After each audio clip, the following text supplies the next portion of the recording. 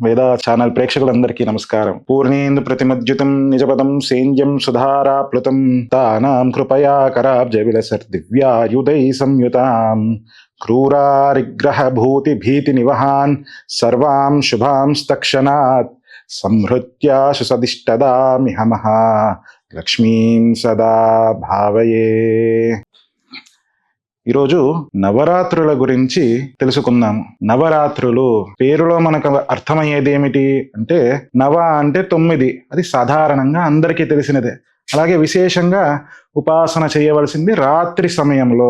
అమ్మవారికి రాత్రి అని కూడా పేరు, రాత్రి సూక్తము అని ఋగ్వేదంలో ఒక సూక్తమే ఉన్నది. అంతేకాకుండా నవ అనే అటువంటి శబ్దానికి ఇంకొక అర్థం ఏమిటి అంటే కొత్తదనము.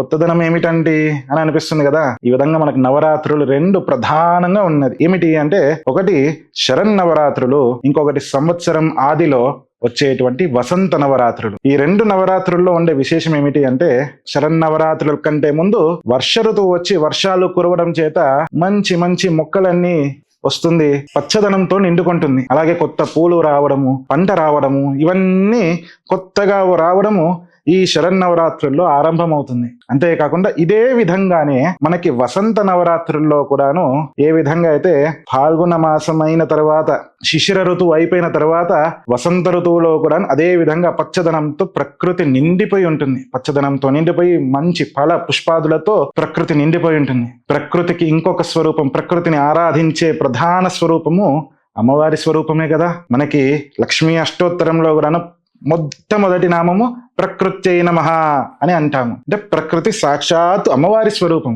అందుకే ఈ నవరాత్రులలో అమ్మవారి ఆరాధనకు అత్యంత విశేషమైనది. అంటే ప్రకృతి ద్వారా అమ్మని ఆరాధించడము, ప్రకృతిలో కలవడము, ఇది దీని యొక్క సారాంశం. అయితే అమ్మవారు ఏ రూపంలో ఉంటారు, ఎన్ని విధాలుగా ఉంటారు, అమ్మవారిని ఈ నవరాత్రుల్లో ఏ విధంగా అర్చించుకోవాలి, అది ఇక మీద మనము తెలుసుకుందాము.